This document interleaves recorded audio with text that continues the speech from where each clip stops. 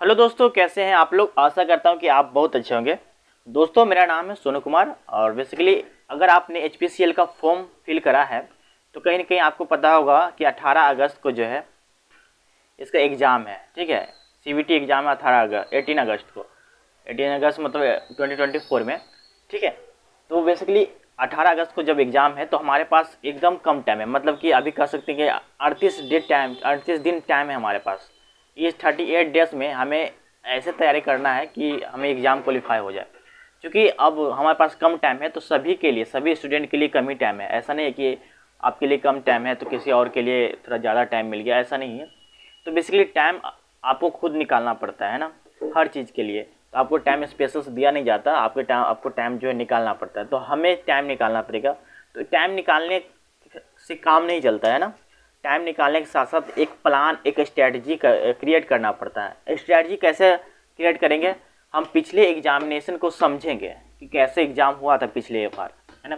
पिछले बार कैसे एग्ज़ाम हुआ था, किस पैटर्न पे आपका क्वेश्चन आया था, है ना। कौन सा सब्जेक्ट में वेटेज ज़्यादा था, कौन सा सब्जेक्ट में वेटेज ज़्यादा नहीं था। तो उसका हम कम्प्लीटली एनालिसिस करेंगे। क्योंकि जब हम एग्ज़ाम देने जाते हैं ना तो हमें पहले तो अच्छे से प्रिपेयर करना पड़ता है। जब हम प्रिपेयर करते हैं तभी हम किसी एग्ज़ाम को क्रैक कर पाते हैं। ठीक है, तो बेसिकली अब यहाँ पे प्रिपेयर करना भी ज़्यादा इम्पोर्टेंट नहीं है।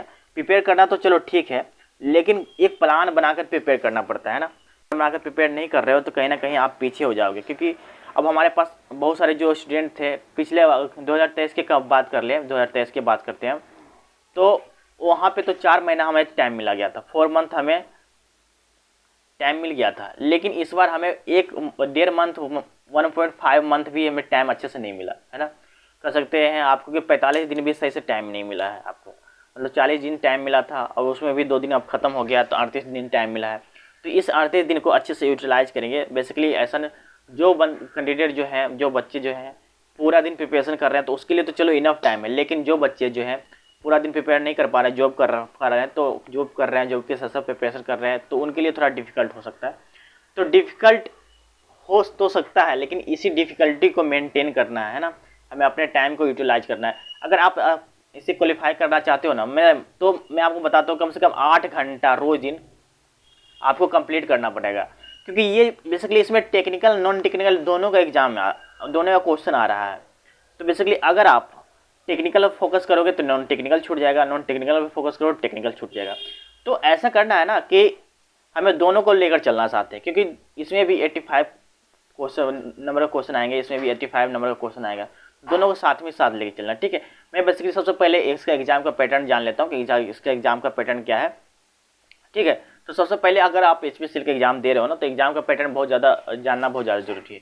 तो देखो, इसे 2 सेक्शन में डिवाइड किया गया है। पहला तो है जनरल एप्टीट्यूड में, उसमें 85 क्वेश्चन आते हैं। तो 85 क्वेश्चन में जो है आपको जो 85 मार्क्स मिलेंगे। ठीक है, तो कहीं ना कहीं एक क्वेश्चन के लिए आपको जो है 1 मार्क्स दिया जाएगा। ठीक है, और बेसिकली यहाँ पे 2 सेक्शन डिवाइड किया है, एक जनरल एप्टीट्यूड का, एक टेक्निकल का सेक्शन। तो जनरल एप्टीट्यूड में भी जो है, जनरल एप्टीट्यूड में जो 85 क्वेश्चन 85 मार्क्स के आएंगे, और टेक्निकल में भी 85 क्वेश्चन जो है 85 मार्क्स के ही आएंगे। तो कहीं ना कहीं आपको टोटल जो है टोटल नंबर ऑफ क्वेश्चन जो 170 होगा और मार्क्स भी जो 170 होगा। यहाँ पे हाँ नेगेटिव मार्किंग होगा। ठीक है, नेगेटिव मार्किंग मतलब कि 0.25 मार्क्स अगर गलत करते हो तो सही आंसर में से काट लिए जाएंगे। तो कहीं ना कहीं आपके पास जो है एक अच्छा मौका है। क्योंकि अगर आप टेक्निकल में फंसते हो तो नॉन टेक्निकल से आप रिजल्ट निकाल सकते हो, है ना। क्योंकि नॉन टेक्निकल में भी वेटेज सेम ही है। अगर मैं आपको कटअप की बात करूँ ना दोस्त, तो कटअप बेसिकली मैं आपको बता दूँ, कटअप उतना कोई खास नहीं जाता, मतलब जाता है। अगर आपको इसे पार करना है तो कम से कम 100 नंबर से ऊपर ही लाना पड़ेगा। ठीक है, अगर आप जनरल में बिलोंग करते हो या ओबीसी में बिलोंग करते हो तो बेसिकली आपको जो 120 से तो पार लाना ही पड़ेगा। अगर आप 120 से पार नहीं लाते हो तो बेसिकली कोई फ़ायदा नहीं है, आप कट ऑफ पार ही नहीं कर पाओगे। क्योंकि जनरल वगैरह के लिए तो 120 मार्क्स चाहिए कट ऑफ इसका। ठीक है, और SC ST जो है ना, इसका जो है 95 तक इसका मार्क्स चाहिए होता है। ये बहुत एकदम इनिशियल मार्क्स है, ऐसा नहीं कि आप 95 लाओगे तो मतलब ऐसा एकदम हो जाएगा, ऐसा नहीं है। तो बेसिकली 95 मार्क्स का मतलब है कि सबसे इनिशियल चांसेस है कि आप जो है क्वालिफाई कर जाओ। लेकिन आपको जो है आप इसमें भी देखो, ये ओबीसी वाला है ना, उसको एक 150 तक लेकर चलना है कि 150 मार्क्स हमें क्वालिफाई मतलब लाना ही लाना है। अगर आप SC वाले हो तो कम से कम 110 मार्क्स आपको जो है लाना ही लाना, तभी आप क्वालिफाई हो सकते हो। उसके बाद जो है आपको जो नीचे वाले जो है जैसे कि एसटी या पीडब्ल्यूबीडी से हो तो वो 90 मार्क्स तक लेके चल सकते हैं कि हाँ भाई इतना मार्क्स अगर हम लाएँ ना तो कहीं ना कहीं सिलेक्शन हो जाएगा। ठीक है, तो बेसिकली पढ़ना तो है हमें 170 के लिए ही पढ़ना है, 170 के लिए पढ़ना है। लेकिन टेक्निकल में कुछ कुछ चीज़ें हैं जो हम कुछ कुछ जो है टॉपिक कम एकदम कम मार्क्स के आते हैं, है ना, लेस मार्क्स के आते हैं, लेकिन उसका जो है सिलेबस काफ़ी एकदम लार्ज है ना। तो नंबर तो एकदम कम आ रहा है, कम आते हैं, लेकिन टॉपिक एकदम लार्ज है। तो कहीं ना कहीं अगर उसे कंप्लीट करना चाहो तो एकदम उससे ज़्यादा टाइम लग जाएगा। तो आपको करना क्या है कि अगर आप उसे छोड़ना चाहते हो उस टॉपिक को तो छोड़ सकते हो। अगर वहाँ से छोड़ोगे तो मतलब कि आपको यहाँ से ये 170 में से मार्क्स कम हो जाएंगे। जैसे कि अगर मैं बात कर लूँ मशीनरी की, मैकेनिकल में मशीनरी की बात कर लो तो बेसिकली वो 1 या 2 मार्क्स के आते हैं। तो अगर आप 1 या 2 मार्क्स छूटते हो तो बेसिकली आपको क्या, आपको जो 169 के लिए फाइट करना पड़ेगा या 168 के लिए फाइट करना पड़ेगा, यही बात है, वही बात है। ठीक है, तो कभी कभी ऐसा होता है ना कि हम कोई भी टॉपिक को छोड़ना बेहतर हो जाता है ना। किसी टॉपिक को पढ़ने के बजाय कुछ उसको छोड़ ही देना बेहतर हो जाता है। मैं आपको बताऊंगा सारी चीज़ें कौन सा किस सब्जेक्ट की वेटेज ज़्यादा है, किस सब्जेक्ट की वेटेज कम है। ठीक है, चलो हम आगे देख लेते हैं। जैसे कि यहाँ पे मैं मैकेनिकल इंजीनियरिंग की बात कर रहा हूँ तो मैकेनिकल के यहाँ पे सब्जेक्ट है, यहाँ पे कुछ मैकेनिकल के सब्जेक्ट है। मैं यहाँ पे मार्कर चेंज कर लेता हूँ।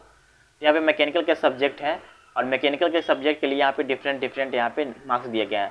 और बेसिकली ये HPCL का एग्जाम ना 2021 से कंडक्ट हो रहा है, तो 2021 से 2021 में हुआ, 2022 में हुआ, 2023 में हुआ। तो ये हर साल एग्जाम कंडक्ट करवाते हैं। और बेसिकली मैकेनिकल की सीटों की जो है वेरिएशन हमेशा अलग अलग होता है। ठीक है, पिछले बार 2023 की बात करें ना तो बेसिकली 16 ये 17 सीटें आई थी मेरे ख्याल से, लेकिन इस बार 93 सीटें आ गई हैं। इस बार 93 सीटें आ गए, तो कहीं ना कहीं आपको लिए एक अपॉर्चुनिटी मिला है कि हाँ भाई चलो इस बार तो क्वालिफाई हो सकते हैं। ठीक है, क्योंकि उस पिछले बार तो एकदम बहुत ज़्यादा फाइट करना पड़ रहा था। आपको पता है कि HPCL एक अच्छी कंपनी है, महारत्ना कंपनी, तो इसमें सैलरी आपको जो 80,000 से 90,000 के बीच पर मंथ आपको मिलता है कि नहीं। तो कहीं ना कहीं ये एक अच्छी अपॉर्चुनिटी है और इसमें जाते हो तो बेसिकली फाइट इसमें अप्लीकेशन फॉर्म की बात करें तो इसमें 25,000 से 26,000 स्टूडेंट फॉर्म फिल करते हैं। तो कहीं ना कहीं आपको इस सबको पछाड़ करके टॉप 93 में आना है, तभी आप 93 सीट है तो वही आप सिलेक्शन ले सकते हो। ठीक है, तो पहला हमें फेज है CBT के एग्ज़ाम का, तो CBT एग्ज़ाम निकालोगे तभी आप इंटरव्यू में जाओगे। तो बेसिकली आपको जो है इंटरव्यू के लिए ना, तो बेसिकली आपको जब इंटरव्यू में क्वालिफाई होना तो आपको टेक्निकल स्ट्रॉन्ग होना चाहिए। अगर आप अभी अच्छे से टेक्निकल पढ़ते हो ना तो कहीं ना कहीं आपको जो है इंटरव्यू के लिए प्रिपरेशन हो जाता है। तो अगर हम एग्ज़ाम का तो 2000 पहले तो हम 21 में देख लेते हैं, सब्जेक्ट वाइज देख लेते हैं। 2021 में अगर 2021 की बात करें ना तो मैन्युफैक्चरिंग में टोटल कम से कम 20 मार्क्स का क्वेश्चन आता ही है। मटेरियल साइंस में इसमें इंक्लूड कर देता हूँ तो टोटल 20 मार्क्स का क्वेश्चन आता है। 2021 में भी 20 मार्क्स का आया था। 2022 में देखो 17 नंबर का क्वेश्चन आ गया था और 2023 में देखो 18 नंबर का क्वेश्चन आ गया था। मतलब 20 नंबर के आसपास का क्वेश्चन आता ही मैन्युफैक्चरिंग से, प्रोडक्शन से। ठीक है, अगर हम बात करें इंडस्ट्रियल से तो पहले तो 2 नंबर का आया था 21 में, फिर 6 नंबर का, फिर 9 नंबर का। मतलब कि इसमें ग्रोथ हुआ है ना, ये बढ़ते गया है। मतलब पहले 2 नंबर आया था, फिर सेटर को लगा कि हाँ भाई चलो इसमें थोड़ा बढ़ाने देना चाहिए इंडस्ट्रियल, क्योंकि इंडस्ट्रियल का मामला है। इंडस्ट्रियल में जो 9 नंबर का मार्क्स दे दिया गया है, 10 मतलब 10 नंबर के आसपास। ठीक है, अब स्ट्रेंथ ऑफ मटेरियल मतलब कि मैकेनिकल की सब्जेक्ट की सबसे टफ सब्जेक्ट में सोम जो 12 नंबर कर दिया था पहले, फिर 7 नंबर का, फिर 5 नंबर का। तो ये क्या कर दिया, ये डिक्रीज कर दिया। मतलब पहले तो ज़्यादा आ रहा था, फिर कम करते कम आ गया, क्योंकि ये डिजाइन का पार्ट है तो बेसिकली इसे कम कर दिया गया। अब मशीन डिजाइन की बात करें तो पहले 4 नंबर आया था, फिर 7 नंबर, फिर 5 नंबर। ठीक है, अब थ्योरी ऑफ मशीन में ना वाइब्रेशन भी इंक्लूडेड है। ठीक है, थ्योरी ऑफ मशीन में वाइब्रेशन भी इंक्लूडेड है, तो वाइब्रेशन मिला करके 9 नंबर का आया था, फिर 15 नंबर का 2022 में आया था, फिर 23 में 9 नंबर का। अब इंजीनियरिंग मैकेनिक्स की बात करें तो इंजीनियरिंग मैकेनिक्स का स्लोप जो घटता है यहाँ नज़र आ रहा है। पहले 8 नंबर, फिर 5 नंबर, फिर 2 नंबर। तो कहीं ना कहीं हम 2023 के अकॉर्डिंग अगर बनाए ना प्लान तो बेसिकली हम अच्छा कर सकते हैं, क्योंकि मैं आपको आगे बताऊंगा क्यों है आप मैं ऐसा बोल रहा हूँ। ठीक है, थर्मोडायनेमिक तो इम्पोर्टेंट है भाई, थर्मोडायनेमिक के बिना कुछ हो ही नहीं सकता। थर्मोडायनेमिक के 9 नंबर का आया था 21 में, 22 में 10 मार्क्स का आया था। उसके बाद 23 में जो 6 नंबर का आया था। Applied thermodynamic basically 6 number 0 4 number. मतलब अप्लाइड थर्मोडायनेमिक में ना 2-3 कह सकते हैं 2-3 सब्जेक्ट आ जाते हैं, जैसे कि आईसी इंजन भी इसमें आ जाता है ना, इसमें आईसी इंजन भी आ जाता है, आईसी इंजन, उसके बाद आरएसी भी आ जाता है ना, फिर पावर प्लांट, 3 सब्जेक्ट इसमें होते हैं, अप्लाइड थर्मोडायनेमिक, तो उसका मिलता है, ठीक है। फिर इसके बाद फ्लूइड मैकेनिक्स तो इम्पोर्टेंट है भाई, जिसमें 10 नंबर, 21 में 8 नंबर का आया था, 22 में 10 नंबर का, 23 में 6 नंबर का आया था। अब मशीनरी की बात करें तो मशीनरी जो है 21 में 4 नंबर का आया था, 22 में 2 नंबर का आया था, सिर्फ 22 में 0 नंबर का आया था मशीनरी। तो अब इसमें 23 में 1 नंबर का। देखो इसका स्लोप क्या रहा है, घट रहा है, मतलब मशीनरी पे उतना ज़्यादा वैल्यू नहीं दे रहा है, क्योंकि ये जो एप्लीकेशन पार्ट है ना फ्लूइड मैकेनिक्स का, फ्लूइड मैकेनिक्स यहाँ पे ज़्यादा मार्क्स का दे रहा है, तो मशीनरी को कम कर दिया गया है, वही बात है यहाँ पे। अब हीट एंड मास ट्रांसफर की बात करें तो 3 नंबर का आया था शुरुआत में ही 21 में, और 8 नंबर का आया था 22 में, और 5 नंबर का 23 में आया था। अब मिसलेनियस भाई ये इंपॉर्टेंट पोर्सन है, क्योंकि 21-22 में ना एक भी मार्क्स का नहीं आता, तो बच्चे लोग सोच रहे थे यार नहीं आएगा, इससे आता ही नहीं है, छोड़ो छोड़ो, छोड़ दिया होगा। लेकिन 23 में क्या किया, इसका उल्टा कर दिया, सबसे ज़्यादा मार्क्स का 23 में दे दिया, 15 मार्क्स का दे दिया।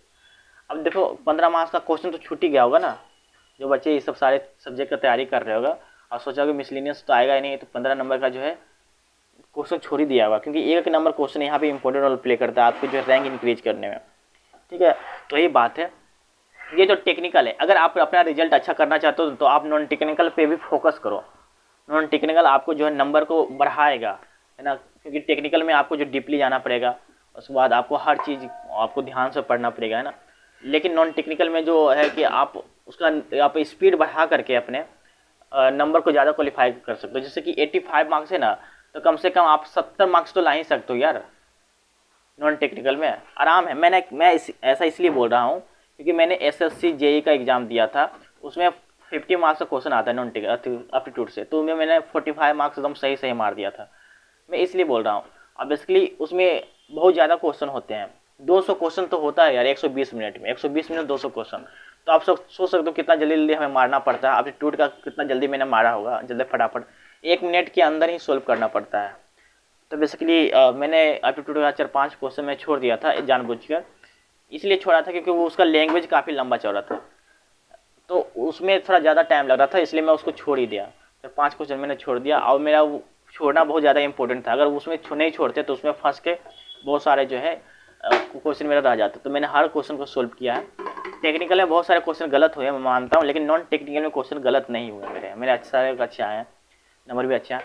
तो बेसिकली यही मैं बोलना चाह रहा था कि नॉन टेक्निकल पे ज़्यादा फोकस करो और टेक्निकल में फोकस करना है।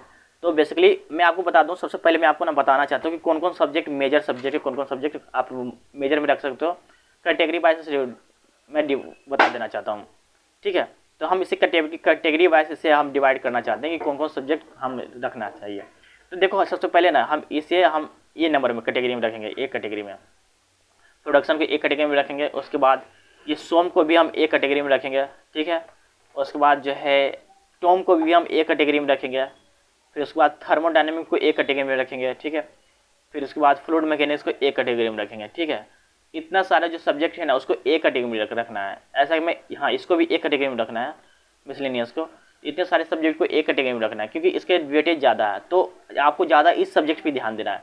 अगर आप इंटरव्यू में जाते हो ना तो इन सारे सब्जेक्ट से ज़्यादा पूछता है कि आपका फेवरेट सब्जेक्ट क्या है, तो आप बताते हो कि इस सारे सब्जेक्ट फेवरेट सब्जेक्ट है, तो इसी सारे से क्वेश्चन से आपको जो इंटरव्यू में पूछ देता है। तो आपको इस सारे सब्जेक्ट को तो अच्छे से फोकस करना है।